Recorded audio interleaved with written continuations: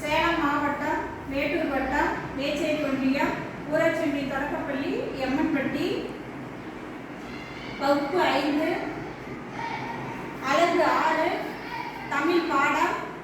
தலைப்பு வறுமையிலும் நேர்மை. மணற்கேணி ஆப்பை பயன்படுத்தி மாணவர்களுக்கு வலுவூட்டல் பயிற்சி நடைபெற்றுக் கொண்டிருக்கிறது.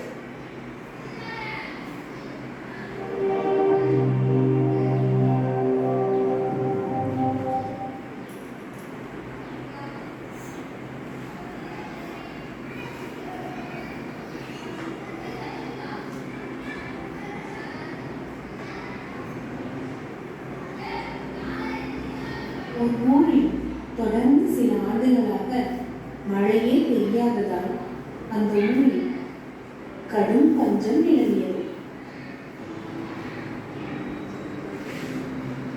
மக்கள் பசியால் வாடினர். நல்ல உள்ளம் படைத்த பணக்காரர் ஒருவரிடம் அந்த ஊர் மக்கள் சென்று தங்களின் குழந்தைகளுக்கு உதவி செய்யுமாறு வேண்டினர். இலகிய உள்ளம் கொண்ட அவர், இந்த ஊரில் குழந்தைகள் யாரும் பசியால் வாடவில்லை.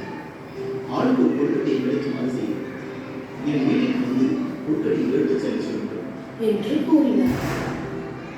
மாளிகைக்கு திரும்பிய அவர் தம் வேலைக்காரர்களை அழைத்தார். இந்த ஊரில் உள்ள குழந்தைகள் எண்ணிக்கையை கணக்கெடுத்துக்கொள். ஆளுக்கு ஒரு கொழுக்கட்டை கிடைக்க வேண்டும். நாளிலிருந்து கொழுக்கட்டைகளின் பொருளின் சரியான எண்ணிக்கையை வைத்துக்கொண்டு வீட்டிற்கு வெளியே இருக்க வேண்டும். அதுபோலவே வேலைக்காரர்கள் செய்தனர். அங்கே காத்திருந்த சிறுவர் சிறுமியர் அவர்களை சூழ்ந்து கொண்டனர். வேலைக்காரர்கள் கூடைகளை அவர்கள் முன்வைத்தனர்.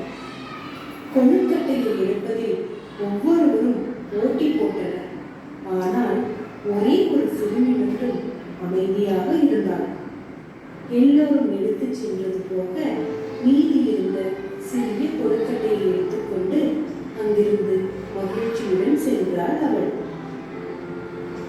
எல்லாவற்றையும் கவனித்துக் கொண்டிருந்தார் பணக்காரர். 5ஆம் நாளும் அப்படியே நடந்தது. எஞ்சியிருந்த சிறிய கொழுக்கட்டையை எடுத்துக்கொண்டு புறப்பட்ட அந்த சிறுமி தன் வீட்டிற்கு வந்தாள்.